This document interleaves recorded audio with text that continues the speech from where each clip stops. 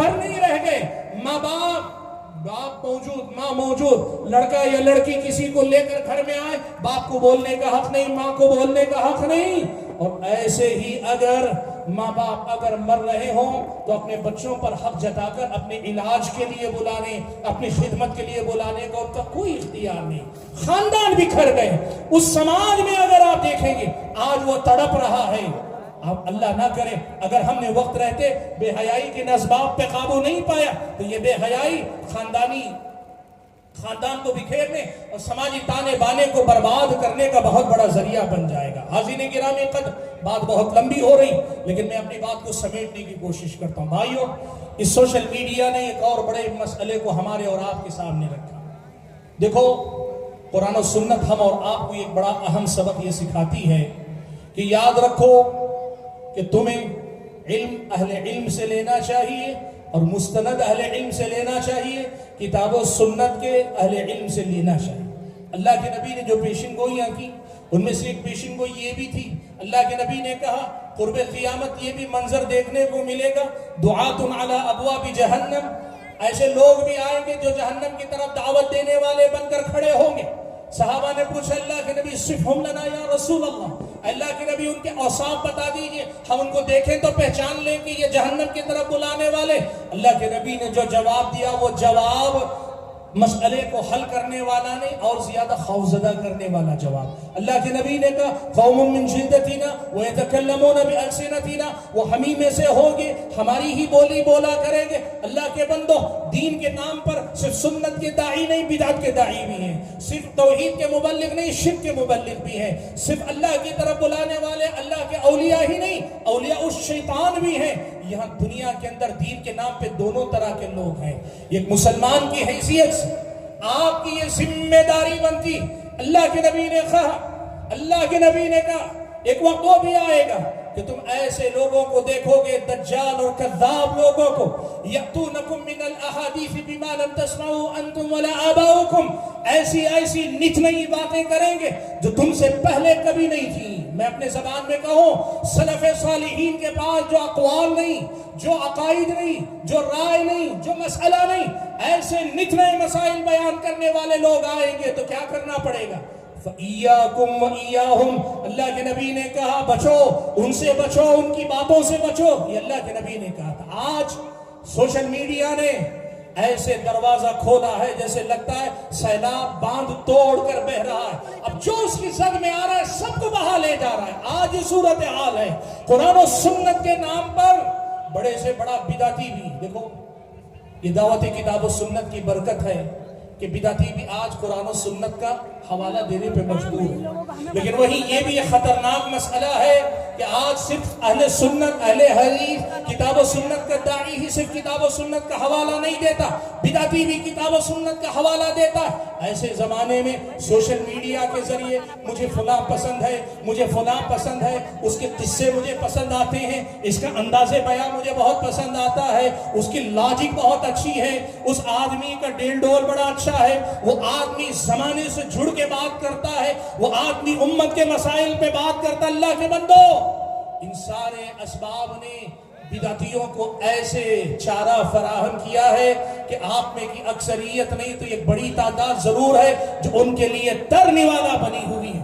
Social media کے ذریعے غلط افکار، غلط جماعتیں، غلط تنظیمیں ہمارے اور آپ کے دل و دماغ پر جو دستک دے رہی ہیں اور ہم اور آپ جو ان کا چارہ بنتے جا رہے ہیں، یہ وقت کا بڑا ہی نازک مسئلہ ہے۔ اللہ کے بندو، منکرین سنت سوشل میڈیا پر اور ہمارے نوجوان سب کو سنتے ہیں، دین کا مذاق اڑانے والے سوشل میڈیا پر ہمارے نوجوان سب کو سنتے ہیں، مرتدین جو دین میں شکوک و شبہات پیدا کرنے والے سوشل میڈیا پر ہمارے نوجوان سب کو سنتے ہیں، ہر وہ تنظیم جو غلط عقیدے نظریات کی حامل ہے، عرب دنیا کی ہو یا اس ملک کی ہو۔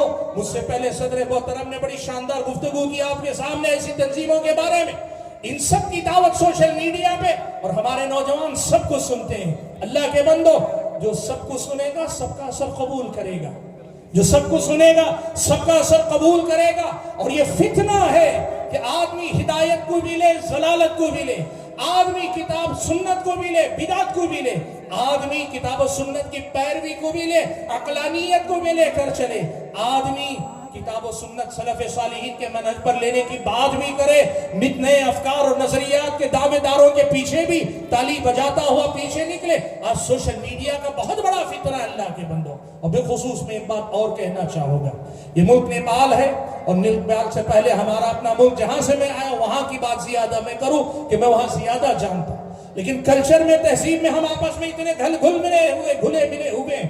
یہ بات میں بڑی ذمہ داری سے کہوں، سوشل میڈیا نے ان نوجوانوں کو، وہ جو غلط افکار والے، وہ جو دھماکے کرنے والے، مظلوموں کو ناحق مارنے والے، اسلام اور مسلمانوں کے نام پہ غلط حرکتیں کرنے والے، ایسے لوگوں کے افکار و نظریات کو پھیلانے کے لیے سوشل میڈیا ایک آسان راستہ بنا، اور یہ جو نوجوان سوشل میڈیا سے جڑے وہ ترنیوالا بن گئے۔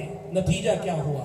انہوں نے کچھ کیا نہیں کیا، کئی بار نوجوان کچھ کرتا نہیں، سوشل میڈیا پہ صرف جذباتی کمنٹ کر دیتا ہے، قانونی ادارے اس کی گرفت کرتے ہیں اور زندگی اس کی برباد ہو جاتی ہے۔ 15 سال سے، 20 سال سے، اور بعض تو 25 سال سے قید خانوں میں پڑے ہوئے ہیں۔ وہ جنہوں نے سوشل میڈیا کے ذریعے ان کے ذہنوں کو خراب کیا تھا نا، ان میں یہ ایک نہیں ہے جو ان کے حال پوچھنے کے لیے آج اللہ کے بندوں۔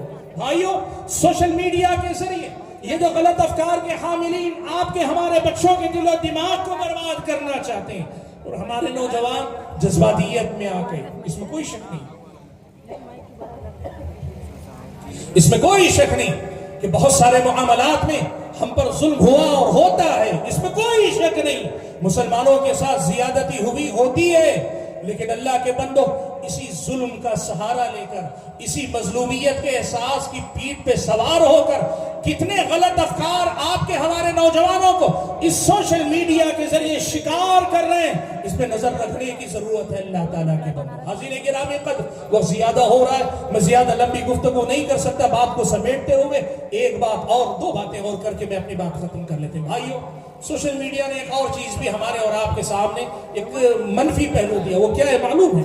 پہلے ایسا تھا کہ دین پہ نام پہ بولنے کے لیے یا تو مسجد کا ممبر تھا یا ایسے کسی دینی پروگرام کا ایسا کوئی اسٹیج تھا، اور یہ مسجد کا ممبر اور یہ دینی اسٹیج علماء کے ہاتھ میں تھا، جماعت جمعیت کے ذمہ داروں کے ہاتھ میں تھا، قوم کے سمجھدار لوگوں کے ہاتھوں میں تھا۔ اور میں یہ نہیں کہتا کہ 100% صحیح ہی تھا، کچھ غلطیاں رہی بھی ہوگی، تو زیادہ تر الحمدللہ ان چیزوں میں کنٹرول تھا، وہی بولتا تھا جس کو بولنا چاہیے، لوگ اسی کو سنتے تھے جس کو سنا جانا چاہیے۔ لیکن سوشل میڈیا نے یہ دروازہ کھول دیا، اب کسی نوجوان کو کسی سننے والے کی بھی ضرورت نہیں، اسمارٹ فون تو اس کے پاس رکھا ہے، سامنے اسمارٹ فون لگا کے وہ بھی بیٹھ گیا، اب ہر کوئی بولتا ہے، ہر مسئلے پہ بولتا ہے، اور بڑے سے بڑے مسائل میں فتویٰ دیتا ہے۔ اللہ کے نبی صلی اللہ علیہ وسلم نے قیامت کی نشانی بتائی، یتکلم الرویبضہ، اللہ کے نبی نے کہا رویبضہ بات کرے گا، یہ قیامت کی نشانی ہوگی۔ صحابہ نے پوچھا اللہ کے نبی رویبضہ کیا ہے؟ کہا اللہ کے نبی نے رجل تافہ یتکلم فی امر العامہ ایرا غیرہ نتو خیرہ، ایسا انسان جس کی کوئی حیثیت نہیں، وہ بولے تو اس کے گھر والے نہ سنے، وہ قوم و ملت کے مسائل پہ بولا کرے گا، بڑے بڑے مسائل میں زبان کھولا کرے گا۔ سوشل میڈیا نے اس فتنے کو بھی کھولا ہوا، اس فتنے کا دروازہ بھی کھولا ہوا۔ آج یہ دیکھ لیجئے، ہر ایک کا چینل ہے، اور ہر ایک اپنے چینل پہ بیٹھ کر امت کو اتنی زیادہ رہنمائی دے رہا ہے، کوئی آدمی سب کی سن لے، زندگی بھر یہی طے کرتا رہے گا کہ اس کی سنوں کہ اس کی سنوں کہ اس کی سنوں، کس کی مانوں۔ وہ جو بات تھی کہ قوم کے عقل مندوں کے ہاتھ میں قوم کی قیادت تھی، آج سوشل میڈیا کی وجہ سے سفہاء القوم جو ہوتے ہیں، قوم کے جو نادان ہوتے ہیں، ان کے ہاتھوں میں سوشل میڈیا ہے، اور اب بنا سوچے سمجھے جس کے من میں جو سمایا بولتا جا رہا ہے۔ نہ بڑوں کی عزت کا لحاظ ہے، نہ بزرگوں کی پگڑیوں کا لحاظ ہے، بزرگوں کی پگڑیاں اچھالی جا رہی ہیں، اور ہمارے نوجوان دین کے مسائل میں ایسے بات کرتے جیسے دین ان کی اپنی مرضی کا نام ہے، ان کی سوچ کا نام ہے۔ میں یہ سمجھتا ہوں، میرا یہ خیال ہے، مجھے لگتا ہے کہ ایسے ہونا چاہیے۔ آپ کون ہیں اللہ کے بندو؟ آپ کی حیثیت کیا؟ یہ کہنے کی اجازت عالم کو نہیں ہے کہ میں یہ سمجھتا ہوں، آپ تو پھر بھی عام آدمی ہیں، آپ نے علم نہیں حاصل کیا، لیکن سوشل میڈیا نے اس فتنے کا بھی دروازہ کھولا ہوا ہے۔ حاضرین گرامی قدر، آخری بات کہہ کر میں اپنی بات ختم کر لوں، اور یہ بات عوام سے زیادہ ہمارے طلبہ، ہمارے علماء سے میری گزارش، سوشل میڈیا میں واٹس ایپ، فیس بک وغیرہ پر یہ بھی ایک بڑا مسئلہ ہے کہ علمی مسائل کے نام پر لے دے، جھگڑے، کھینچاتانی اور قیل و قال کا ایک ایسا سلسلہ چلتا ہے، اللہ معاف فرمائے، چھوٹا سا مسئلہ جس مسئلے میں دلیل کی روشنی میں بات ہو تو ختم بھی ہو جائے، سلف صالحین کا منہج کیا تھا اسے دیکھ کر بات کر لی تو ختم ہو جائے، لیکن اکثر آپ دیکھیں گے سوشل میڈیا پر قیل و قال ہے، اس نے کہا، اس نے کہا، اس نے اس کا جواب دیا، اس نے اس پر اعتراض کیا، سوشل میڈیا پہ ایسے جھگڑے کا ماحول، اور یہ کرنے والے زیادہ تر طلبہ ہیں، زیادہ تر علماء کے طبقے سے تعلق رکھنے والے لوگ ہیں۔ آپ علماء، اللہ کے نبی صلی اللہ علیہ وسلم نے فرمایا ان اللہ کرہ لکم قیل وقال وکثرت السؤال واضاعت المال، یہ قیل و قال کی دنیا اللہ تعالیٰ کے نزدیک ناپسندیدہ اللہ تعالیٰ کے بندے۔ صحابہ کا معاملہ تو یہ ہوتا تھا مجلس میں، ابن قیم نے اعلام الموقعین میں لکھا، ایک آدمی آتا صحابہ کی مجلس میں، کوئی سوال پوچھتا، ان سے پوچھتا، وہ کہتے نہیں ان سے پوچھ لو، وہ دوسرے کہتے نہیں تیسرے سے پوچھ لو، کہتے ہیں ابن قیم صحابہ آگے بڑھ کے جواب نہیں دیتے جبکہ ان سے پوچھا جا رہا ہے، ہر آدمی یہ سوچتا کہ دوسرا جواب دے دے تا آگے بات لوٹ کر اسی پہلے آدمی کے پاس آتی، پھر وہ مجبوراً جواب دیا کرتا تھا۔ آج تو یہ صورتحال ہے، عالم سے پہلے جاہل بولتا ہے، اللہ کے بندو، بڑے عالم سے پہلے طالب علم بولتا ہے، اور افسوس تو اس پر ہے عام آدمی اور کم پڑھا لکھا طالب علم بڑے بڑے علماء پہ اس انداز میں استدراک کرتا ہے، اعتراض کرتا ہے، ایسے لگتا ہے کہ زندگی بھر ساری کتابوں کو چھان کے باہر آئے۔ اللہ کے بندو، سوشل میڈیا نے یہ جو دروازہ کھولا، یہ جو علماء کے تئیں بے ادبی کا ماحول پیدا کیا، یہ صرف علماء کی بے ادبی نہیں، یہ دین کے ساتھ کھلواڑ کی بہت بری شکل ہے۔ یہ جو مناقشے، یہ جو جھگڑے ہوتے ہیں، ان سے اپنے آپ کو نکال باہر کرو اور اللہ کی دی ہوئی نعمت کا صحیح استعمال کرو۔ حاضرین گرامی قدر، میں بات کو اور زیادہ لمبی نہیں کرنا چاہتا، کہنا چاہیں تو باتیں بہت ہیں، لیکن جو پیغام آپ کو دینا چاہتا ہوں، اللہ کی بڑی نعمت اگر ان کا صحیح استعمال کیا جائے، اللہ تعالیٰ کی دی ہوئی بہت بڑی دین ہے اگر اس کے استعمال میں احتیاط برتی جائے، کچھ ضابطے، کچھ طریقے۔ بعض اہل علم نے کہا سوشل میڈیا کو استعمال کرنے کا سب سے بہترین طریقہ یہ ہے کہ آپ 24 گھنٹے سوشل میڈیا بند رکھیں، اپنا نیٹ بند رکھیں، موبائل چاہے کال کے لیے آن رکھیں لیکن اپنا نیٹ بند رکھیں، صرف کوئی یہ وقت متعین کر لیں، دن میں آدھا گھنٹہ، 1 گھنٹہ، جو کچھ آپ کو کرنا ہے، میسج دیکھنا ہے، جواب دینا ہے، بس وہ 1 گھنٹے میں کر لو۔ ایسا کوئی بھی ضابطہ آپ بنا سکتے ہیں، ایسا کوئی بھی طریقہ اپنا سکتے ہیں۔ آپ نے دیکھا کیسے کیسے نقصانات سے ہم دو چار ہیں، ان تمام نقصانات سے بچنے کے لیے احتیاطی تدابیر کیا ہو سکتے ہیں، ہر آدمی اپنے حساب سے سوچ سکتا ہے۔ اور سب سے زیادہ اچھا کیا ہے معلوم؟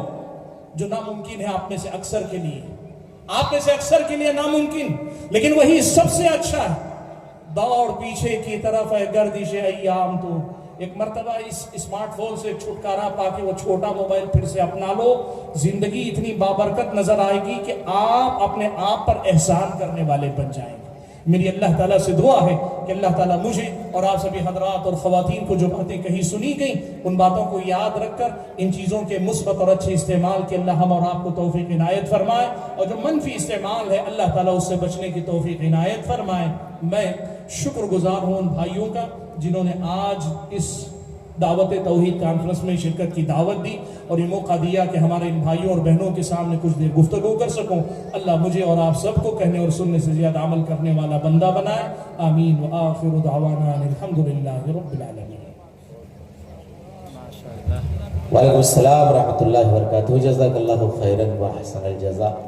یہ تھے شیخ عبدالحسیب عمری مدنی، استاد کلیت الحدیث بنگلور۔ بہت ہی شاندار علمی اسلوب خطابی میں تقریباً ٹھیک 1 گھنٹہ آپ سے مخاطب تھے، اور آپ کی گفتگو کا موضوع تھا سوشل میڈیا کے مثبت اور منفی پہلو۔ آپ نے فوائد سے زیادہ اس کے نقصانات کو اجاگر کیا ہے اور اس سے بچنے کا بہت ہی آسان طریقہ بھی بتایا، جسے آپ نے بغور سماعت فرمایا۔ ہم فاضل خطیب کے لیے دعا کرتے ہیں مولا کریم سے کہ الہ العالمین شیخ محترم کو صحت و عافیت کے ساتھ تادیر قوم و ملت کی علم تشنگی بجھانے اور ان کی خدمت کرنے کی توفیق عطا فرمائے۔ اوکے، میں آپ حضرات کو بھی مبارکباد پیش کرتا ہوں، آپ کی سماعتوں کو سلام عرض کرتا ہوں کہ آپ نے جس انہماک اور دلچسپی کے ساتھ فاضل خطیب کو سنا، واقعی آپ نے ثابت کیا کہ شیخ کی پہلی بار نیپال میں آمد ہوئی اور آپ نے بہت ہی عزت کے ساتھ، احترام کے ساتھ اور محبت کے ساتھ آپ نے سنا۔ یہاں ساؤتھ نیپال سے وہ ساؤتھ انڈیا میں آپ کی ترجمانی کریں گے کہ یہاں پر اچھے اور باذوق سامعین ہوا کرتے ہیں۔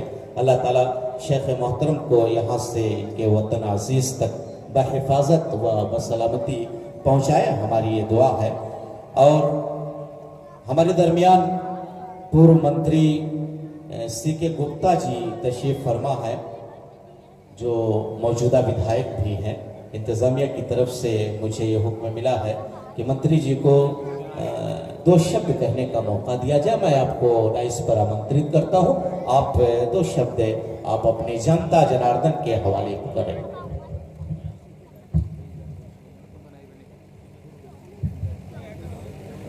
بہت بہت دھنیہ واد مولانا صاحب۔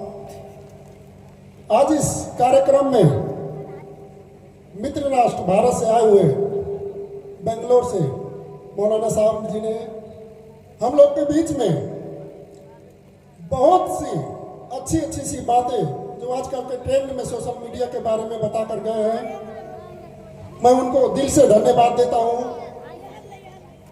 اور میں کہنا چاہتا ہوں، آج کے اس دور میں سوشل میڈیا کے دوران میں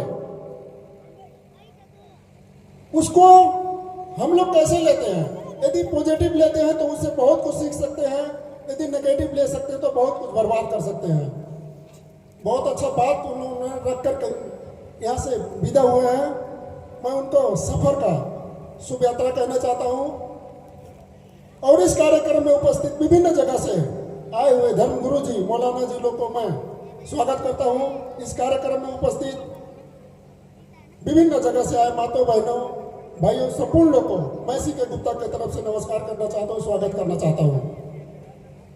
میں آپ سب کو یہ کہنا چاہتا ہوں، ہم لوگ کے اس پاوتر بھومی میں، لمبنی میں،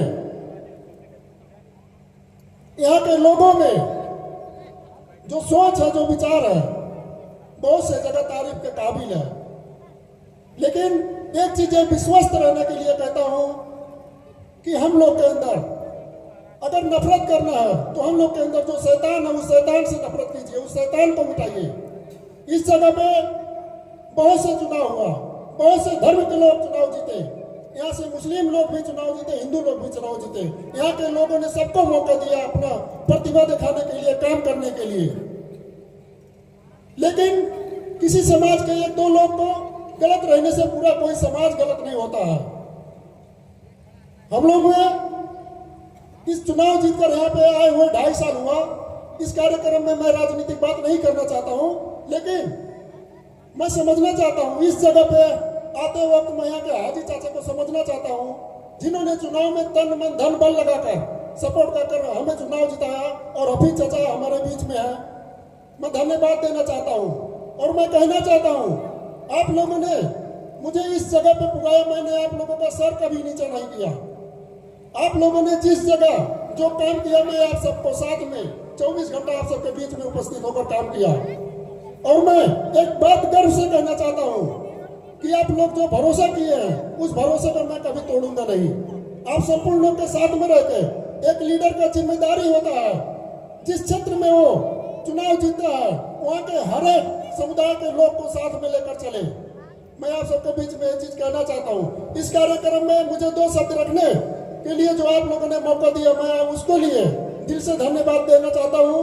اور ہمارے جو مولانا صاحب نے جو بات رکھ کر گیا، ان کے بات میں مجھے کہیں نفرت نہیں دکھائی دیا، اتنا پیار دکھائی دیا، اتنا اچھا بات دکھائی دیا۔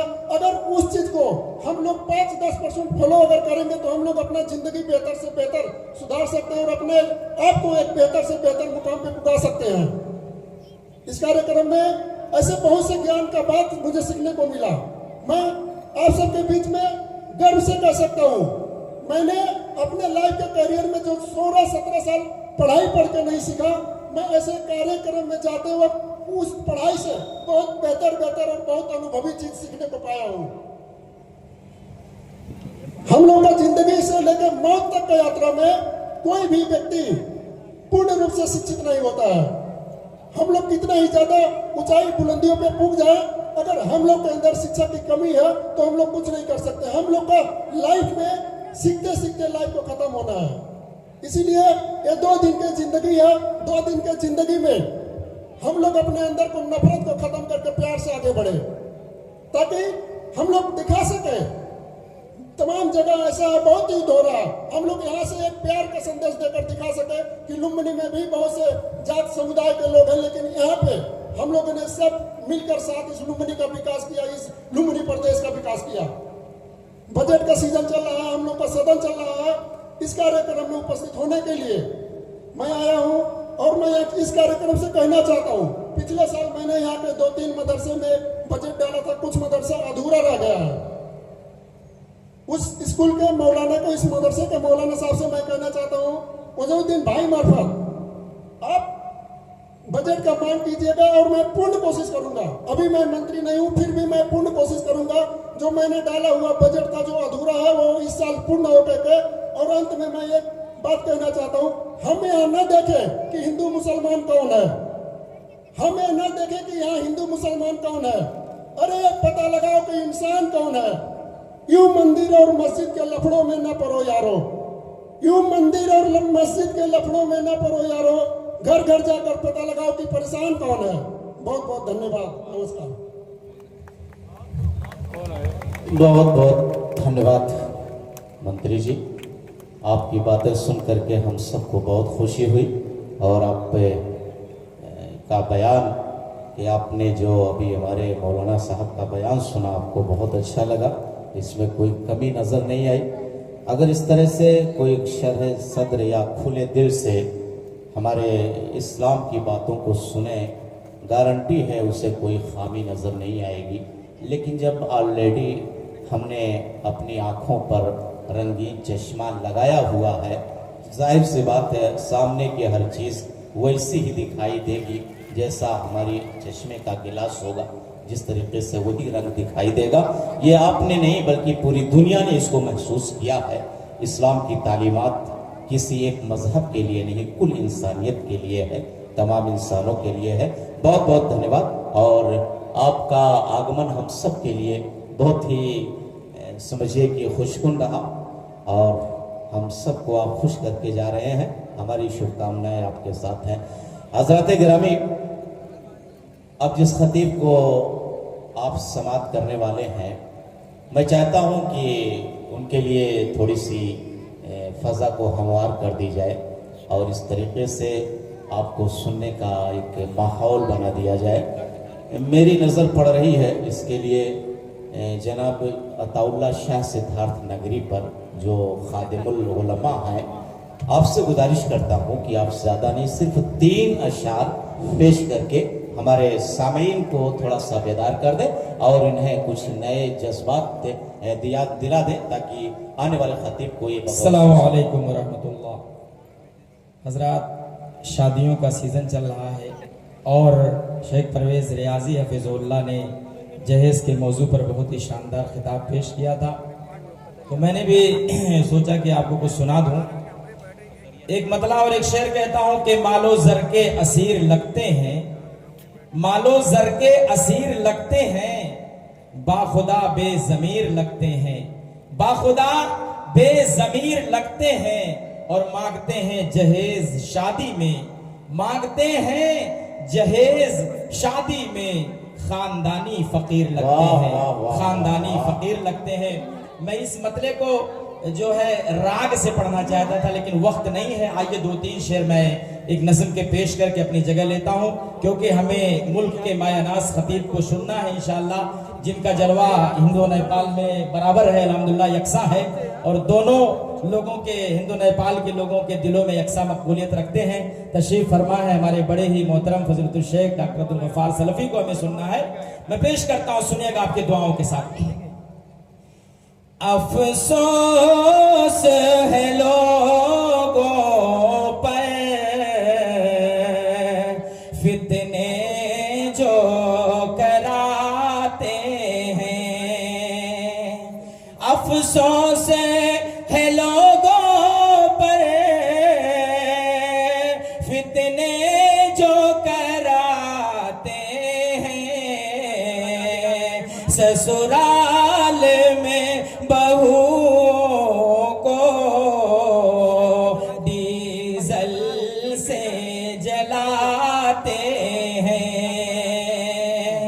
یہ کیسا طریقہ ہے، کیسی یہ رواداری،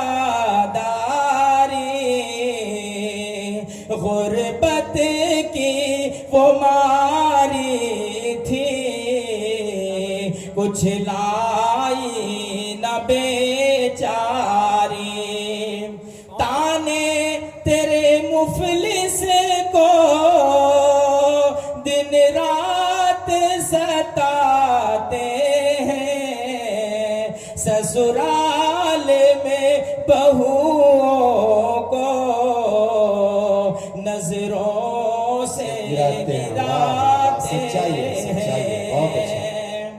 ہے خواب تیری بیٹی سسرال میں رانی ہو، آئے جو بہو گھر میں سب کی نوکرانی ہو، کہ ہے سوچے تیری بدتر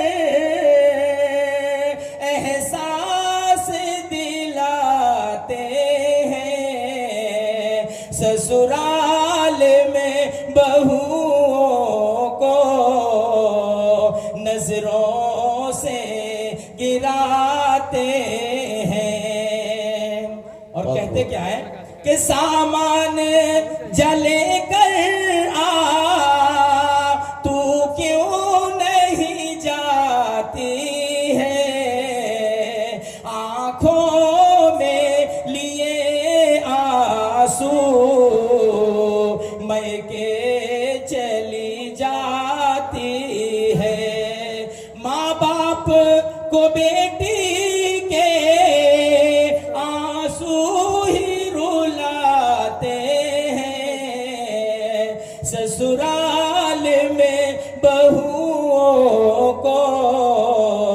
نظروں سے گراتے ہیں۔ اور آخری شعر پڑھ کر کے اپنی جگہ لیتا ہوں کہ بیٹی تھی کسی کی وہ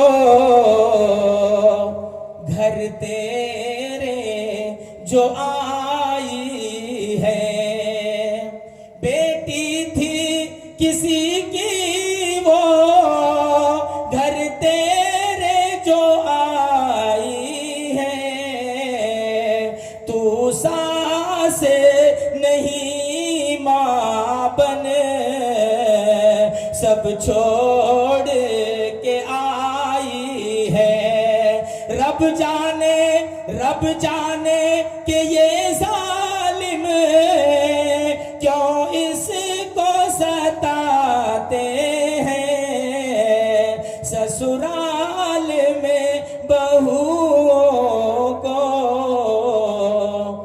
نظروں سے گراتے ہیں۔ السلام علیکم ورحمۃ اللہ وبرکاتہ۔ بہت خوب بھائی، یہ دیکھیے آپ کے لیے 1000 روپے کا انعام ہے، ماشاءاللہ قبول فرمائے اور دعا فرمائے ان صاحب کے لیے۔ مجھے لگتا ہے کہ محسن والوں کے ہاں انعام دینا بدعت سمجھا جاتا ہے، یہاں کے علماء کا کیا تاثر ہے اس تعلق سے؟ ایسا خشک اسٹیج اور ایسا خشک سامعین میں نے نہیں دیکھا کہ جو ہے کسی شاعر کی ابھی تک کوئی حوصلہ افزائی نہیں کر سکا۔ بہرحال یہ زائد بات تھی جو میں کہہ دیا، معذرت چاہتا ہوں، لیکن یہ گزارش ہے کہ فنکاروں کی خاص طور پر حوصلہ افزائی ہونی چاہیے۔ آئیے اب آپ سے روبرو کراتے ہیں جماعت کے اس دور شہوار سے جس نے خطابت کی دنیا میں وہ مقام حاصل کیا ہے جو سب کے نصیبے کی بات نہیں ہوتی ہے۔ میرے مراد ڈاکٹر عبدالغفار سلفی بنارسی استاذ مدرسہ احیاء السنہ برجٹیہا سے ہے۔ الحمدللہ آپ پورے ہندوستان میں اور ہندوستان کے تمام بڑے جلسوں اور کانفرنسوں میں بڑی عقیدت اور محبت سے سنے جاتے ہیں۔ ملک نیپال میں بھی آپ کی وہی مقبولیت ہے، اور سب سے زیادہ آپ کو سننے والا جو طبقہ ہے وہ نوجوانوں کا طبقہ ہے، باوجود کہ بوڑھے بھی بے اعتنائی نہیں برتتے ہیں، اور شیخ کا اسلوب انداز الحمدللہ بڑا ہی دل پذیر اور دل نشین ہوتا ہے۔ موقع بموقع شعلہ بیانی سے بھی آپ کام لیتے ہیں، اور زیادہ تر مقامات پر شعر گفتاری آپ کا وصف امتیاز ہے۔ میں آپ کی تعریف کروں تو سورج کو چراغ دکھانے کے مترادف ہوگا۔ آفتاب آیت دلیل آفتاب شیخ عبدالغفار سلفی، اپنی تعریف آپ، میں گزارش کر رہا ہوں کہ آپ اپنے موضوع پر خطاب فرمائیں، اور وقت شاید آپ کو پہلے سے معلوم ہوگا، آپ 50 منٹ سے 1 گھنٹے تک خطاب کر سکتے ہیں اور پوری تفصیل سے بیان کر سکتے ہیں۔ السلام علیکم ورحمۃ اللہ وبرکاتہ۔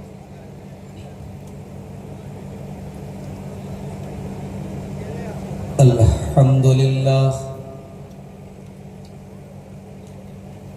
نحمده ونستعینه ونستغفره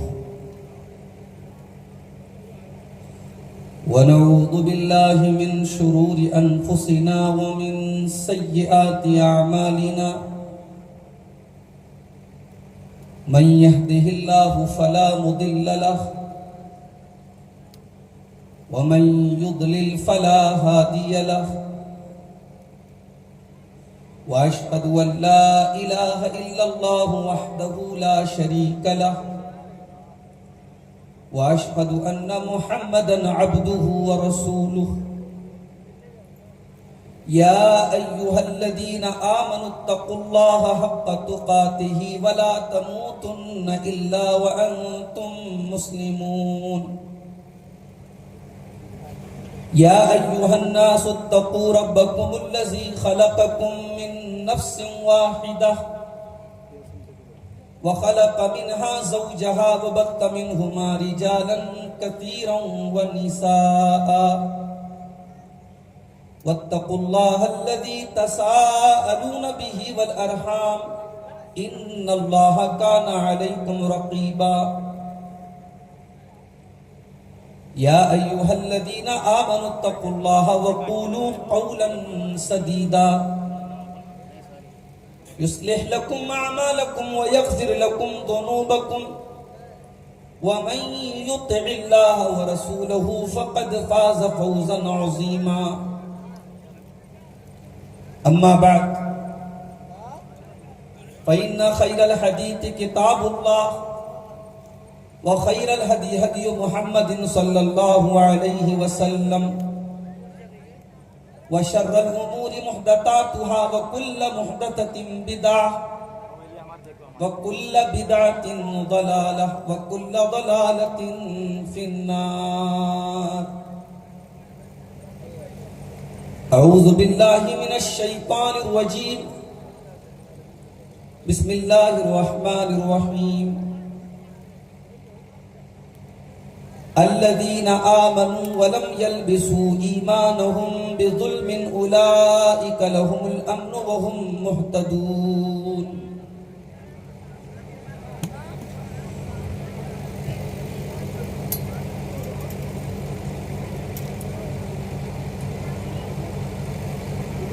صدر محترم، علماء کرام، محترم بزرگوں، نوجوان ساتھیوں، ماں اور بہنوں، پیارے بچوں، سرزمین نیپال میں آج یہ عظیم الشان کانفرنس جو دعوت توحید کے نام سے منعقد کی گئی، بہت کامیابی اور خوبصورتی کے ساتھ چل رہی ہے۔ ہم سب کے انتہائی محترم ہندوستان سے آئے ہوئے ایک بہت ہی فاضل عالم دین جو غالباً پہلی مرتبہ آپ کے نیپال میں آئے تھے، شیخ عبدالحسیب مدنی حفظہ اللہ کا خطاب ابھی آپ نے سنا سوشل میڈیا کے تعلق سے.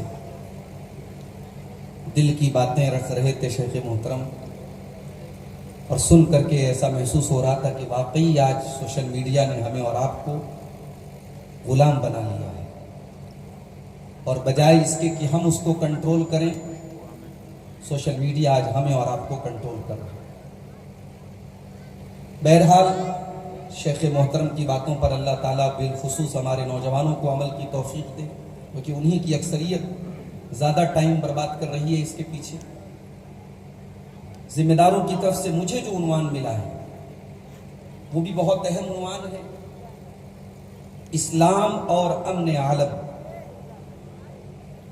اسلام اور وشو شانتی. اسلام دنیا میں امن اور چین کو قائم کرنے کے لیے کیا شکشائیں دیتا ہے، کیا تعلیم دیتا ہے، آج ہم اس پر بات کریں. پہلے ہم یہ سمجھیں کہ اسلام کا موٹیو کیا ہے، اسلام کا مقصد کیا ہے، اسلام کیا چاہتا ہے. اس کو جاننے کے لیے ہم 1400 سال پہلے چلتے ہیں. حبشہ کا دربار ہے، نجاشی کا دربار ہے،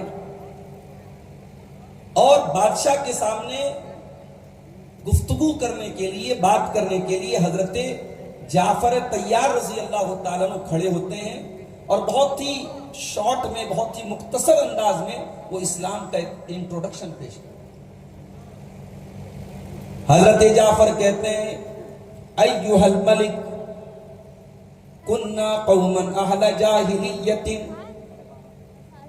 بادشاہ سلامتم جاہل لوگ تھے، نعبد الاصنام، ہم بتوں کی عبادت کیا کرتے تھے، وناکل المیتم، مردار کھایا کرتے تھے، ونقطع الارحام، رشتوں کو کاٹا کرتے تھے، ونسیء الجوار، پڑوسیوں کو تکلیف پہنچایا کرتے تھے. یاکل القوی منا الضعیف، جو ہم میں سے طاقتور ہوتا تھا وہ کمزور کو مار دیا کرتا تھا، کھا جایا کرتا تھا، ختم کر دیا کرتا تھا. بعث اللہ الینا رسولا، پھر اللہ تعالیٰ کی رحمتم پر دریائے رحمت اللہ تعالیٰ کا جوش میں آیا. اللہ نے اپنے آخری رسول کو بھیجا، نعرف نسبہ وصدقہ وامانتہ. وہ نبی ہمارے لیے انجانے نہیں تھے، ہم ان کے خاندان کو بھی جانتے تھے، ان کی سچائی سے بھی واقف تھے، ان کی امانت داری سے بھی واقف تھے. اس نبی نے آ کر کے ہم کو حکم دیا اللہ نعبد الا اللہ، کہ ہم صرف اور صرف ایک اللہ کی عبادت کریں. وَنَخْلَعَ مَا يَعْبُدُ آبَاؤُنَا، اور ہمارے باپ دادا جن بتوں کی عبادت کیا کرتے تھے ان تمام چیزوں کی عبادت کو ہم چھوڑ دیں. وَنُحْسِنُ الْجِوَارَ، پڑوسیوں کے ساتھ اچھا سلوک کریں. وَنَصِلُ الْأَرْحَامَ، رشتہ داروں کے ساتھ رشتہ جوڑا کریں، کمزوروں کا ساتھ دیا کریں، ظالموں کے خلاف کھڑے ہو جایا کریں. بادشاہ سلامت، یہی ہمارا جرم تھا، ہم نے اس نبی کی، اس رسول کی بات کو مان لیا، ان کا کلمہ پڑھا. بہت ہی مختصر الفاظ میں حضرت جعفر رضی اللہ تعالیٰ عنہ نے اسلام کا انٹروڈکشن، اسلام کا ایک جو ہے تعارف پیش کر دیا کہ اسلام کس کو کہتے ہیں. ایک اور مثال دیکھیے، اسلام کے ماننے والوں کی جنگ ہو رہی ہے ایرانیوں سے. ایران کے بادشاہ نے اپنا کمانڈر بنا کے بھیجا تھا، رستم نام کے اپنے کمانڈر کو. رستم نے مسلمانوں سے کہا کہ ہم تم سے بات کرنا چاہتے ہیں، گفتگو کرنا چاہتے ہیں. مسلمانوں کی طرف سے بات کرنے کے لیے حضرت ربیعی ابن عامر کو بھیجا گیا. حضرت ربیعی ابن عامر رضی اللہ تعالیٰ عنہ رستم کے دربار میں پہنچتے ہیں. علماء نے لکھا ہے، سیرت نگاروں نے لکھا ہے، رستم نے حضرت ربیعی کے آنے کے پہلے اپنے دربار کو بہت سجایا تھا. قیمتی قالین بچھایا تھا، جھاڑ اور فانوس لٹکائے تھے، اپنے دربار کو بہت عالی شان بنایا تھا۔ وہ یہ چاہتا تھا کہ مسلمان جب ہم سے بات کرنے کے لیے آئے تو میرے دربار کی رونق دیکھ کر کے، چکا چوند کو دیکھ کر کے وہ پریشان ہو جائے۔ حضرت ربیع بن عامر آتے ہیں، اپنی سواری سے اترتے ہیں، پھٹے پرانے کپڑے انہوں نے پہنے ہوئے ہیں، ہاتھ میں نیزہ ہے، اور نیزے کی نوک سے، نیزے کی انی سے اس قالین کو چیرتے ہوئے، اس قالین کو چبوتے ہوئے رستم کے سامنے جا کے کھڑے ہو جاتے ہیں۔ نہ دربار دیکھا، نہ دربار کی رونق دیکھی، نہ قالین دیکھا، نہ جھاڑ اور فانوس دیکھا۔ رستم بہت حیران ہو گیا، کہا کہ بھائی تم کیوں ڈبل کیوں رکھ دیا، اس کو بند بلا ہو جائے۔ کہا کہ بھائی تم کون ہو، کہاں سے آئے ہو؟ اتنے قیمتی جھاڑ اور فانوس میں نے لگائے، تم نے ایک بار بھی نہ دیکھا، اتنا دربار کو سجایا، تم نے ایک بار بھی نہ دیکھا۔ اے مسلمانوں، تم آخر کیا چاہتے ہو؟ کیوں تم دنیا میں آئے ہو؟ کیوں تم دنیا کی سپر پاور سے لڑنا چاہتے ہو، ایران سے لڑنا چاہتے ہو؟ میرے پیارے بھائیو، حضرت ربیع بن عامر رضی اللہ تعالیٰ عنہ نے 2 سینٹنس میں پورے اسلام کا تعارف پیش کر دیا۔ کہا کہ اے رستم، کان کھول کر کے سن لے، جینا لنخرج العباد من عبادت العباد الى عبادت اللہ۔ کہا کہ ہم اس لیے دنیا میں آئے ہیں تاکہ اللہ کے بندوں کو بندوں کی غلامی سے نکال کر اللہ کا بندہ بنا دے، بندوں کی بندگی سے نکال کر اللہ کا بندہ بنا دے۔ بندہ بندہ کے سامنے سر نہ جھکائے، انسان انسان کے آگے سر نہ جھکائے، انسان اپنے رب کے آگے سر جھکائے۔ ہم اس لیے دنیا میں آئے ہیں۔ وَمِن جَوْرِ الْأَدْيَانِ إِلَىٰ عَدْلِ الْإِسْلَامِ۔ انسانوں کے بنائے ہوئے مذاہب نے، انسانوں کے بنائے ہوئے دھرموں نے بہت اتیاچار کیا انسانوں کے اوپر، بہت اونچ نیچ ہو گئی، بہت چھوا چھوت ہو گئی۔ ہم اللہ کا دین لے کر کے آئے ہیں، ہم اسلام کی چھایا میں تم کو لے کے جانے کے لیے آئے ہیں۔ وَمِن ضِيقِ الدُّنْيَا إِلَىٰ سَعَةِ الْآخِرَةِ۔ اور اے رستم، تم دنیا کی تنگی سے باہر نہیں نکلتے ہو، ہم تمہیں آخرت کی کشادگی کی طرف لے کے جانے کے لیے آئے۔ اسلام وہ دین ہے میرے پیارے ساتھی جو دنیا میں امن، چین اور سکون کو لانے کی بات ہے۔ آپ جانتے ہیں اسلام کا جو نام ہے، لفظ اسلام، یہ کس سے بنا ہے؟ یہ سلامتی سے بنا ہے، یہ سلم سے بنا ہے، یعنی اسلام کے نام میں سلامتی ہے۔ اسلام کا جو لفظ ہے وہ یہ بتا رہا ہے کہ یہ دین دنیا میں سلامتی اور امن اور پیس اور شانتی کے لیے ہے۔ دنیا کے ہر مذہب کے ماننے والے جب ایک دوسرے سے ملتے ہیں، اپنے اپنے طریقے سے ملتے ہیں، کوئی گڈ مارننگ گڈ ایوننگ کہہ کر کے ملتا ہے، کوئی نمسکار کہتا ہے، کوئی رام رام کہتا ہے، کوئی جے شری کرشنا کہتا ہے، اپنے اپنے طور طریقوں سے لوگ ملتے ہیں۔ غور کرو میرے پیارے ساتھیوں، اسلام میں گریٹنگ کا بھی کیا طریقہ بتایا گیا، اسلام میں ملنے کا بھی کیا طریقہ بتایا گیا۔ ایک مسلمان جب دوسرے مسلمان سے ملتا ہے، لینگویج کوئی بھی ہو، زبان کوئی بھی ہو، کلچر کوئی بھی ہو، پوری دنیا کا مسلمان اپنے مسلمان بھائی سے ملے گا تو انٹروڈکشن کا ایک ہی طریقہ ہے، ملاقات کا ایک ہی طریقہ ہے، السلام علیکم ورحمت اللہ وبرکاتہ۔ میرے بھائی تیرے اوپر سلامتی نازل ہو، تو سلامت رہے، تو چین سے رہے، تو سکون سے رہے، تیرے اوپر اللہ کی رحمتیں نازل ہو، تیرے اوپر اللہ کی برکتیں نازل ہو۔ یہ ہے اسلام۔ اسلام ملتے ہی اپنے بھائی کے لیے سلامتی کی دعا کرنے کا حکم دیتا ہے۔ اسلام دین رحمت ہے اور اسی لیے اسلام دین توحید ہے۔ اس دنیا میں امن اور چین قائم نہیں ہو سکتا جب تک دنیا میں اللہ کی توحید کو قائم نہ کیا جائے۔ اللہ کی دھرتی پر غیر اللہ کی عبادت کی جائے، جانوروں کی عبادت کی جائے، پیڑ پودوں کی عبادت کی جائے، پتھروں کی عبادت کی جائے، ندیوں کی عبادت کی جائے، اس سے بڑا پاپ اور اس سے بڑا گناہ کیا ہو سکتا ہے میرے پاس؟ اسی لیے قرآن کہتا ہے الذین آمنوا ولم يلبسوا ایمانهم بظلم اولئک لهم الامن وهم مہتدون۔ جو لوگ ایمان لاتے ہیں اور اپنے ایمان کے ساتھ وہ کوئی ملاوٹ نہیں کرتے، وہ کوئی شرک نہیں کرتے، किसी कब्र के आगे नहीं झुकते, किसी पत्थर के आगे नहीं झुकते, किसी पेड़ के आगे नहीं झुकते, जो अल्लाह की इबादत में किसी को शरीक नहीं करते। अल्लाह फरमाता है यही वो लोग हैं जिनको अमन और चैन मिलने वाला है, और यही वो लोग हैं जो हिदायत पाने वाले हैं। बड़े अफसोस की बात है, आज कुछ लोग ऐसे भी हैं जो बात तो करते हैं इस्लाम के निजाम को कायम करने की, बात करते हैं जमीन में खिलाफत लाने की, बात करते हैं अल्लाह ताला के कानून को दुनिया में नाफिज करने की, लेकिन कभी आप उनकी जबान से तौहीद का नाम न सुनेंगे।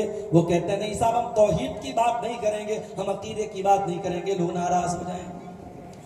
ओ लोगों, अगर यही डर मोहम्मद रसूलुल्लाह ने अगर अपने दिल में बना लिया होता तो शायद मक्के में इस्लाम न फैला होता। यही डर नबियों ने पैदा कर लिया होता तो शायद अल्लाह के पैगाम को उन्होंने अल्लाह के बंदों तक न पहुंचाया होता।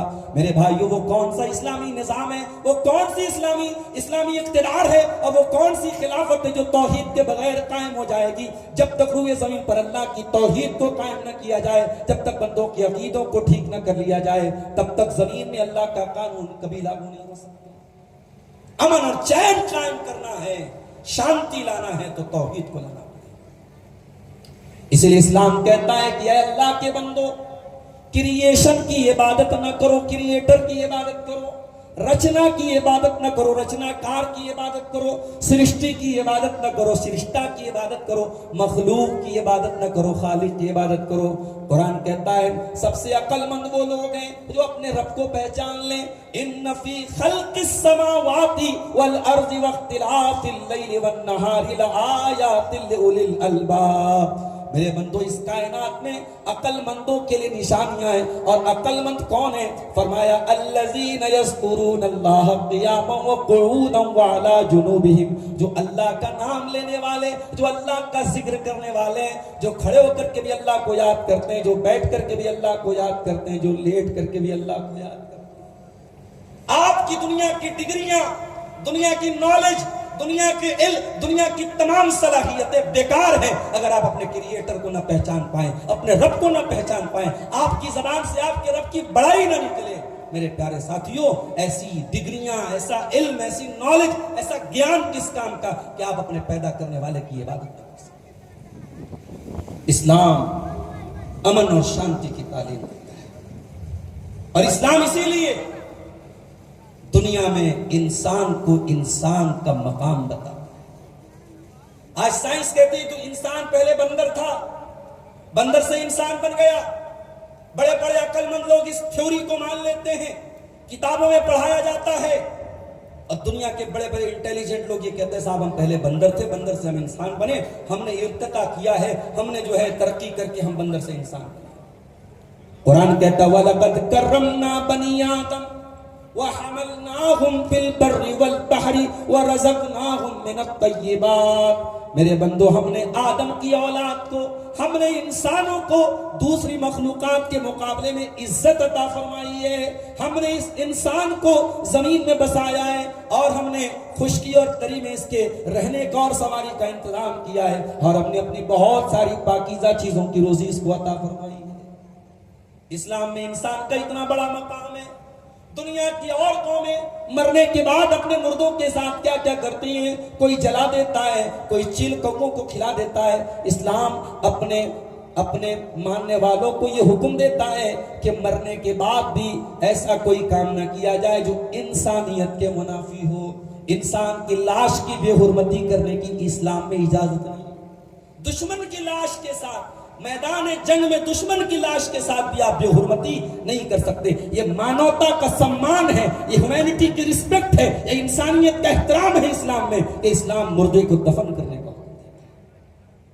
और जब आप कब्र में दफनाते हैं और किसी दूसरी कब्र से कोई हड्डी निकल जाए, अल्लाह के प्यारे नबी फरमाते कसरो इज़मिल मय्यति का कसरिही हय्यन, कभी खबरदार किसी मुर्दे की हड्डी को न तोड़ना। किसी मुर्दे की हड्डी को तोड़ना भी उतना ही बड़ा गुनाह है जितना किसी जिंदे की हड्डी को तोड़ना है। इंसानियत का मकाम देखो। बुखारी और मुस्लिम की रिवायत है, एक यहूदी का जनाजा गुजरता है, अल्लाह के प्यारे नबी जनाजे को देख करके खड़े हो जाते हैं, صحابہ کہتے انہا جنازۃ یہودی، اے اللہ کے نبی یہ تو یہودی کا جنازہ ہے۔ آپ نے فرمایا الیست نفسا، کیا یہ انسان نہیں ہے؟ اگر ایک یہودی کا جنازہ بھی جا رہا ہے، جناب محمد رسول اللہ صلی اللہ علیہ وسلم کھڑے ہوتے ہیں، دنیا کو یہ بتاتے ہیں کہ ہے تو یہ انسان۔ اور اسی لیے اسلام میں کسی کے مرنے کے بعد کتنا ہی برا کیوں نہ ہو، مرنے کے بعد کسی کی برائی بیان کرنے سے منع کیا گیا ہے۔ اللہ کے نبی نے فرمایا لا تسبوا الاموات، مردوں کو برا بھلا مت کہو، فإنهم قد افضوا الى ما قدموا، انہوں نے جو کر لیا کر کے اللہ کے یہاں چلے گئے، مردوں کی برائی مت بیان کرو۔ اسلام انسانیت کو اس کا سمان دیتا ہے۔ میرے ساتھیوں، انسانی جان کی جو حرمت اسلام میں ہے دنیا کے کسی مذہب میں، دنیا کے اور مذہب میں کوئی کسی کی ہتیا کر دے تو اس کے کو قید کی سزا دی جاتی ہے، اس پر پینالٹی لگائی جاتی ہے، اس کو عمر قید کی سزا دی جاتی ہے۔ اسلام کیا کہتا ہے؟ النفس بالنفس، جان کے بدلے جان ہے۔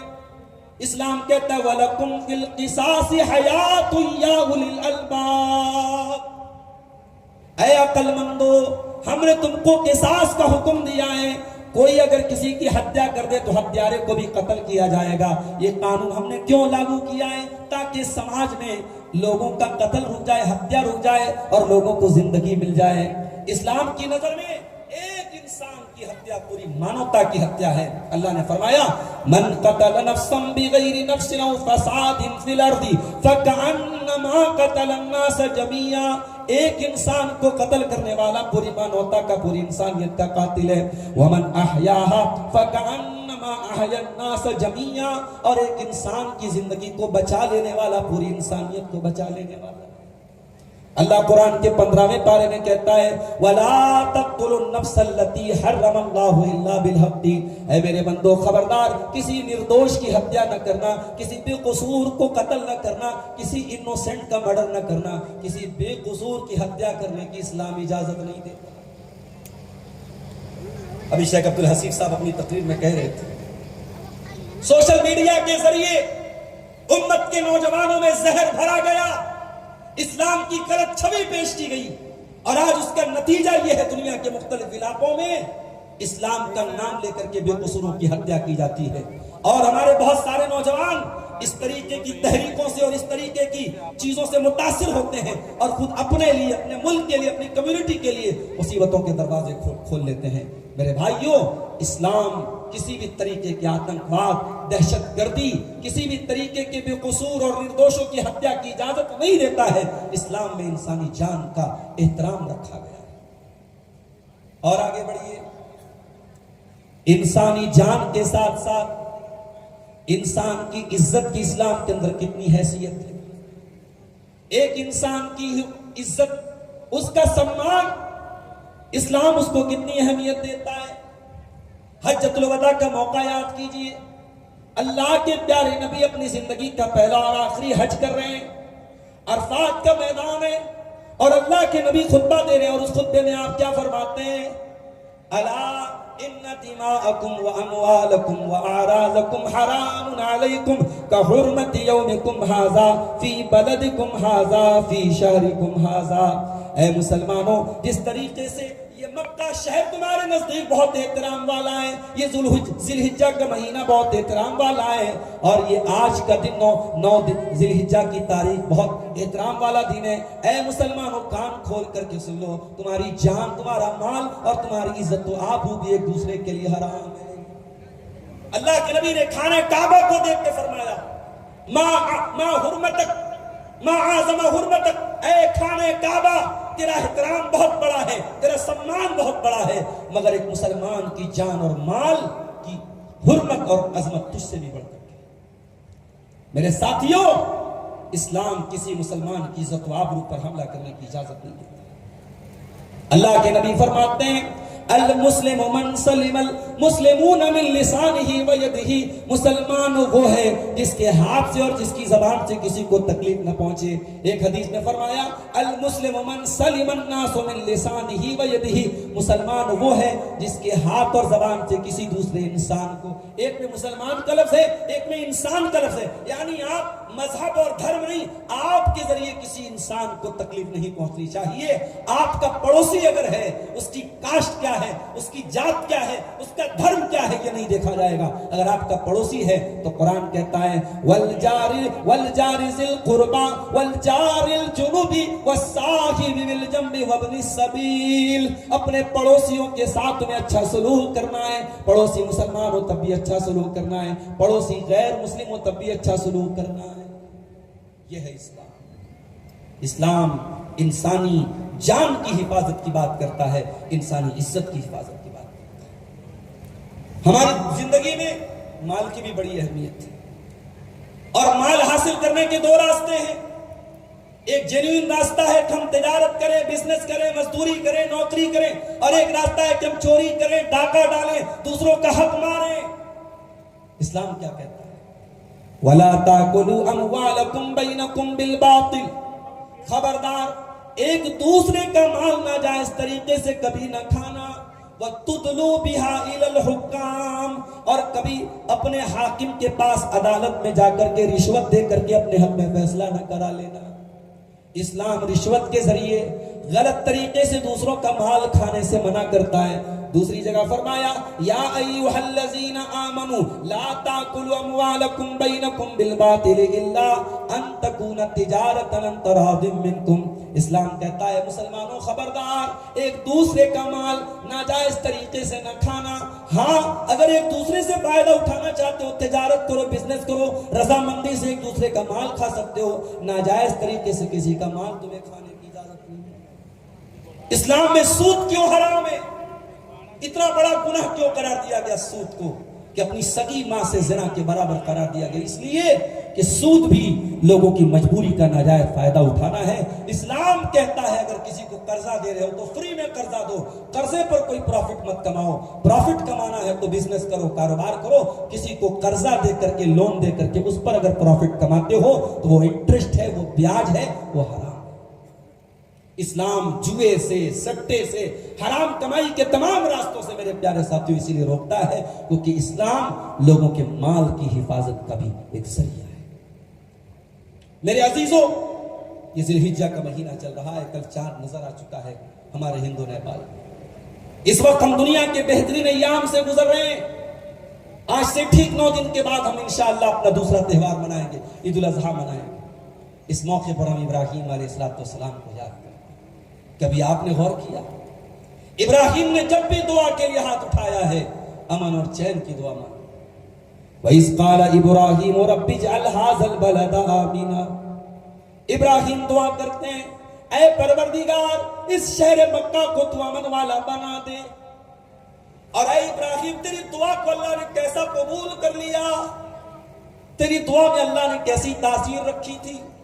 تو نے ہزاروں برس پہلے تو نے دعا کی تھی، اور اے ابراہیم تیری دعا کو اللہ نے ایسا شرف قبولیت بخشا کہ وہ دن ہے اور آج کا دن ہے۔ ہزاروں برس گزر گئے، مکہ کل بھی امن والا شہر تھا، آج بھی امن والا شہر ہے، اور انشاءاللہ قیامت کی صبح تک امن والا شہر ہے۔ ابراہیم نے امن مانگا اور ساتھ میں ایک دعا اور مانگی، فرمایا وَجُنُبْنِي وَبَنِيَّ أَن نَّعْبُدَ الْأَصْنَامَ، اے اللہ مجھے اور میرے بچوں کو تو بت پرستی سے بچا، مجھے اور میرے بچوں کو تو شرک سے بچا۔ اے اللہ ایسا امن اور چین نہیں چاہیے جو عقیدے سے کمپرومائز کر کے مل جائے، جو توحید کو چھوڑ کر کے مل جائے۔ اے اللہ مجھے اور میرے بچوں کو توحید پہ قائم رکھنا، مجھے اور میرے بچوں کو بت پرستی سے بچانا۔ اے سرزمین نیپال پہ رہنے والوں بھائیوں، آنے والا دور بڑا نازک دور ہے۔ آپ کے بچے تعلیم حاصل کریں بہت اچھی بات ہے، آپ کے بچے سکشت ہو جائیں، ایجوکیٹڈ ہو جائیں بہت اچھی بات ہے، آپ کے بچے ترقی کریں اور بڑی بڑی سرکاری نوکریوں میں چلے جائیں بہت اچھی بات ہے، مگر اس بات کا خیال رکھنا کہ دنیا کی یہ ترقی کہیں توحید کی قیمت پر نہیں ملنی چاہیے، توحید کو کھو کر کے نہیں ملنی چاہیے۔ کہیں ایسا نہ ہو کہ دنیا کا نام مل جائے، دنیا کی عزت مل جائے، دنیا کی دولت مل جائے اور آخرت کی دولت چھین لی جائے، توحید کی دولت چھین لی جائے۔ ابراہیم کی اس دعا کو یاد رکھنا، فرمایا وَجُنُبْنِي وَبَنِيَّ أَن نَّعْبُدَ الْأَصْنَامَ، اے اللہ تو مجھے اور میرے بچوں کو بت پرستی سے بچانا۔ ابراہیم کو بھی اپنے بچوں کی امن اور چین کی فکر کرنے کے ساتھ، اسلام وہ دین ہے جو ہمیشہ امن اور چین کی بات کرتا ہے۔ 1400 سال پہلے جب اللہ کے نبی مکہ میں آئے تو اس وقت مکے میں لوگ گرمی اور جاڑے میں سفر میں نکلتے تھے، تجارت کا قافلہ نکلتا تھا، سفر میں نکلتے تھے۔ آس پاس کے مکہ کے آس پاس کے علاقوں میں ڈاکو آتے تھے، ڈاکہ ڈالتے تھے، چور آتے تھے، چوری کرتے تھے، رہزنی کرتے تھے۔ مکہ سیف تھا، مکہ والے سیف تھے۔ اللہ نے فرمایا لِإِيلَافِ قُرَيْشٍ إِيلَافِهِمْ رِحْلَةَ الشِّتَاءِ وَالصَّيْفِ فَلْيَعْبُدُوا رَبَّ هَٰذَا الْبَيْتِ الَّذِي أَطْعَمَهُم مِّن جُوعٍ وَآمَنَهُم مِّن خَوْفٍ۔ اے مکہ والو، اے قریش کے لوگوں، اللہ کا کتنا بڑا احسان ہے، اس نے تمہارے دل میں جاڑے اور گرمی کے موسم میں سفر کرنے کی محبت ڈال دی۔ کبھی تم جاڑے میں یمن کا سفر کرتے ہو، کبھی تم گرمی میں شام کا سفر کرتے ہو، آرام سے سفر کر کے واپس آ جاتے ہو، تجارت کرتے ہو، پیسہ کماتے ہو۔ اے مکہ والو، یہ سکون تم کو کس نے دیا؟ اللہ نے دیا۔ خانہ کعبہ کے رب نے دیا، اللہ تعالیٰ نے دیا۔ تو پھر اس خانہ کعبہ کے رب کی عبادت کیوں نہیں کرتے؟ فَلْيَعْبُدُوا رَبَّ هَٰذَا الْبَيْتِ، اے مکہ والو اس خانہ کعبہ کے رب کی عبادت کرو، الذی اطعمہم من جوع وآمنہم من خوف، جو اللہ تم کو بھوک کی حالت میں کھانا کھلاتا ہے اور خوف کی حالت میں امن اور چین عطا کرتا ہے۔ پتہ یہ چلا کہ امن اور چین بہت بڑی نعمت ہے میرے پیارے ساتھی، اور یہ امن اور چین کتنی بڑی نعمت ہے، اس کا اندازہ اگر لگانا ہو تو اسی دنیا میں ایک ملک ہے فلسطین، اور اسی فلسطین کا ایک شہر ہے شہر غزہ۔ ذرا وہاں کے باشندوں کے حالات دیکھو۔ آج سے 3 سال پہلے غزہ کی تصویر ذرا انٹرنیٹ پہ جا کے دیکھو، اور آج کی تصویر دیکھو، پورا شہر کھنڈر بن گیا، سارے مکانات تباہ ہو گئے، ہزاروں کی تعداد میں بچے، بوڑھے، عورتیں، مرد، ان کو لقمہ اجل بنا لیا گیا، ان کو موت کے گھاٹ اتار دیا۔ اور حیرت کی بات یہ ہے کہ یہ سارا ظلم کرنے والا ظالم آج بھی کھڑا ہوتا ہے تو اپنے آپ کو امن کا پیکر قرار دیتا ہے۔ اس سے بڑھ کے دادا گیری کیا ہوگی؟ اس سے بڑھ کے ظلم کیا ہوگا کہ اتنے سارے ہزاروں کی تعداد میں بے قصوروں کی ہتیا کرنے والا ہتھیارا کھڑے ہو کر کے اپنے آپ کو مظلوم کہے اور اپنے آپ کو امن کا اور شانتی کا پیکر کہے۔ اسی لیے قرآن کہتا ہے وَإِذَا قِيلَ لَهُمْ لَا تُفْسِدُوا فِي الْأَرْضِ، جب ان سے کہا جاتا ہے کہ زمین میں فساد مت مچاؤ تو کہتے ہیں کہ ہم تو زمین میں اصلاح کرنے والے لوگ ہیں، ہم کہاں فساد مچائیں گے۔ میرے ساتھیوں، امن اور چین بہت بڑی نعمت ہے۔ آج دنیا میں امن اور شانتی پر حملے کی ایک شکل یہ بھی ہے کہ عورت کے ساتھ مختلف طریقے سے ظلم ہوتا ہے۔ کہیں عورت کے ساتھ ریپ ہو رہا ہے، 3-3 4-4 سال کی چھوٹی اور معصوم بچیوں کے ساتھ۔ ابھی آگرہ کا ایک واقعہ پرسوں میں نے نیوز میں دیکھا، 4-5 سال کی ایک بچی کے ساتھ ایک وحشی درندے نے ریپ کیا۔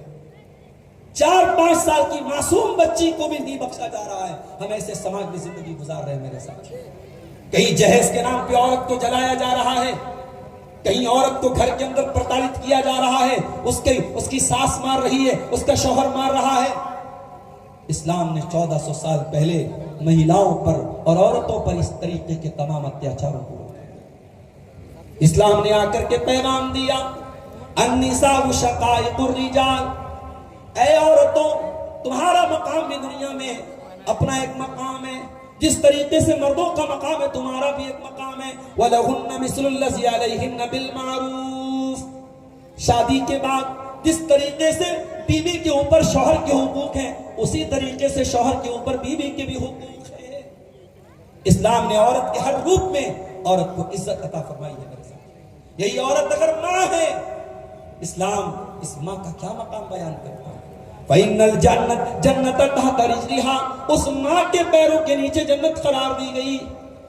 جب بھی اللہ نے والدین کا ذکر کیا، ماں کی قربانی کا ذکر کرتے ہوئے فرمایا وَوَصَّيْنَا الْإِنسَانَ بِوَالِدَيْهِ حَمَلَتْهُ أُمُّهُ وَهْنًا عَلَىٰ وَهْنٍ، اے انسان تیری ماں نے بڑی تکلیفوں سے تجھے اپنے پیٹ میں رکھا ہے، 9 مہینے پیٹ میں رکھا اور بڑی تکلیفوں کے ساتھ تجھے جنم دیا ہے۔ ماں کا درجہ بتایا گیا۔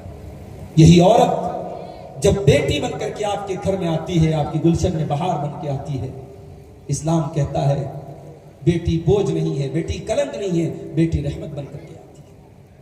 1400 سال پہلے کی سوسائٹی میں وہ لوگ بھی تھے جو بیٹی کے پیدا ہونے پر جن کا چہرہ کالا پڑ جاتا تھا مارے غم اور مارے افسوس کے، قرآن نے ان کو برا بھلا کہا، اور قرآن نے کہا وَإِذَا بُشِّرَ أَحَدُهُمْ بِالْأُنثَىٰ ظَلَّ وَجْهُهُ مُسْوَدًّا وَهُوَ كَظِيمٌ، ان کو جب بیٹی کی خوشخبری سنائی جاتی ہے تو بیٹی کے باپ کا چہرہ کالا پڑ جاتا ہے. یتوارا من القوم من سوء ما بشر به. جب اس سے کہا جاتا ہے کہ تیرے گھر میں بیٹی پیدا ہوئی ہے, اس کا چہرہ کالا پڑ جاتا ہے. وہ اپنا چہرہ اپنی قوم کو نہیں دکھاتا, وہ سوچ میں پڑ جاتا ہے اگر قوم کو چہرہ دکھاتا ہوں تو ذلیل ہونا پڑے گا. اور دوسرا راستہ ہے کہ اپنے یا تو اپنی بیٹی کو زمین میں گاڑ. یہ عورت بیٹی بن کے آتی ہے. اللہ کے نبی فرماتے ہیں من عال جاریتین حتی تبلغا جاء یوم القیامت انا وهو کہاتین. آپ اپنی دونوں انگلیوں سے اشارہ کر کے فرماتے ہیں کہ جس نے 2 بیٹیوں کو پالا اور وہ بیٹیاں جوان ہو گئیں, ان کا حق ادا کیا اس نے, تو وہ قیامت کے دن اس طریقے سے آئے گا جیسے دونوں انگلیاں ایک دوسرے کے ساتھ سٹی. یہی عورت جب بیوی بن کر کے آپ کے گھر میں آتی ہے, اسلام آپ کو اس بات کی اجازت نہیں دیتا کہ آپ اس کو مارا پیٹا کریں. اللہ کے نبی فرماتے ہیں خیرکم خیرکم لأہلہ. او لوگوں تم میں سب سے اچھا انسان وہ ہے جو اپنی فیملی کے لیے اچھا ہو, اپنی بیوی کے لیے اچھا ہو, اپنے پریوار کے لیے اچھا ہو, اور میں تم میں سب سے بہتر ہوں اپنے پریوار کے لیے. یہ بیوی بن کر کے آتی ہے تو قرآن کہتا ہے وَمِنْ آیَاتِهِ أَنْ خَلَقَ لَكُم مِّنْ أَنفُسِكُمْ أَزْوَاجًا لِتَسْكُنُوا إِلَيْهَا. اللہ کی بہت بڑی نشانی یہ ہے کہ اس نے تمہاری بیویوں کو بنایا تاکہ تم اپنی بیویوں سے سکون حاصل کرو. میرے ساتھیوں, آج عورت کو پرتاڑت کیا جا رہا ہے, آج عورت کو مارا پیٹا جا رہا ہے, عورت کا ریپ کیا جا رہا ہے, عورت کے کردار پر جھوٹے الزام لگائے جا رہے ہیں. اسلام نے 1400 سال پہلے بڑا سخت قانون بنایا. اگر کوئی عورت کے ساتھ ریپ کرتا ہے, اگر کنوارا لڑکا ہے, اسلام نے فرمایا, اللہ نے فرمایا الزانیۃ والزانی فاجلدوا کل واحد منہما 100 جلدہ. زنا کرنے والی کو, زنا کرنے والے کو 100 کوڑے کی سزا دی جائے, 100 کوڑے کی سزا دی جائے. وَلَا تَأْخُذْكُمْ بِمَا رَأْفَةٌ فِي دِينِ اللَّهِ. اور جب یہ سزا دی جائے تو کوئی مروت نہ برتی جائے. وَلْيَشْهَدْ عَذَابَهُمَا طَائِفَةٌ مِّنَ الْمُؤْمِنِينَ. اور یہ سزا منظر عام پر دی جائے, پبلک پلیس پر دی جائے, سر عام دی جائے 100 کوڑے کی سزا. اور اگر زنا کرنے والا شادی شدہ ہے, اسلام کہتا ہے پتھروں سے مار مار کے ختم. کسی بے قصور عورت پر اگر کوئی زنا کی تہمت لگاتا ہے, اسلام نے 80 کوڑے کی سزا اس کے لیے مقرر کی. فرمایا والذین یرمون المحصنات ثم لم یاتوا باربعۃ شہداء فاجلدوہم 80 جلدہ. بے قصور عورتوں پر جو زنا کی تہمت لگاتے ہیں اور پھر 4 گواہ نہیں لا پاتے ہیں, ان کو 80 کوڑے مارو اور ان کی شہادت کو, ان کی گواہی کو کبھی قبول. یہ ہے ایک عورت کے مان سمان, اس کی عزت, اس کی آبرو کی اسلام میں, اس اسلام کی نظر میں اس کی ویلیو ہے میرے پیارے ساتھی. اور آگے بڑھیے, اسلام میں سماج کے کمزور طبقات کا بڑا خیال رکھا, سماج کے غریبوں کا بڑا خیال رکھا گیا. سماج میں ایک طبقہ یتیم کا طبقہ ہوتا ہے جس کا باپ مر گیا, جس بچے کا باپ مر گیا ہو اس بیچارے کو جس کا جی چاہتا ہے مار دیتا ہے, پیٹ دیتا ہے. اسلام نے اس یتیم کو اس کا حق دلایا. فرمایا ولا تاکلوا مال الیتیم. یتیم کا مال کبھی مت کھانا.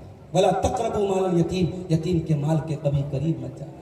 ان الذين ياكلون اموال اليتامى ظلما انما ياكلون في بطونهم نارا. جو یتیم کا مال ناجائز طریقے سے کھاتے ہیں وہ اپنے پیٹ میں جہنم کی آگ پاتے ہیں. سماج میں ایک طبقہ ہوتا ہے مزدور کا طبقہ. مزدور نے مزدوری کر لی, کام کر لیا. اللہ کے نبی فرماتے آت الاجیر اجرہ قبل ان یجف عرقہ. مزدور کی کا پسینہ سوکھنے کے پہلے اس کی مزدوری اس کو دے دیا. اس زمانے میں غلام اور لونڈیاں ہوتے تھے, اللہ کے نبی نے ان کا بھی حق بیان کیا جن کے ساتھ جانوروں کے جیسا سلوک ہوتا تھا.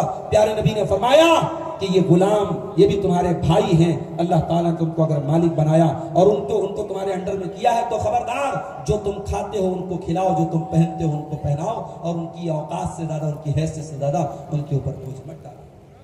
میرے ساتھیوں, آج اگر اسلام پر واقعی میں ہم عمل کرنا شروع کر دیں, سماج سے اشانتی ختم ہو جائے گی, سماج میں امن و شانتی کا دورہ ہو جائے گا اگر واقعی میں ہم اسلام کو فالو کرنے والے ہوں. ابھی حج کا موسم چل رہا ہے, پوری دنیا کے مسلمان اپنے اپنے ملکوں سے شہر مکہ کی طرف جا رہے ہیں. ذرا وہ منظر کبھی دیکھیے, عرفات کے میدان کا وہ منظر دیکھیے. سارے کے سارے حاجیوں کی ڈریس ایک ہے, سب کے بدن پہ سفید کپڑے ہیں, ان کے رنگ الگ ہیں, ان کے کلر الگ ہیں, ان کی بھاشائیں الگ ہیں, مگر سب ایک ہی ترانے اور ایک ہی نغمے سب گا رہے ہیں. انسانی مساوات کا یہ تصور اسلام کے علاوہ کسی اور مذہب میں.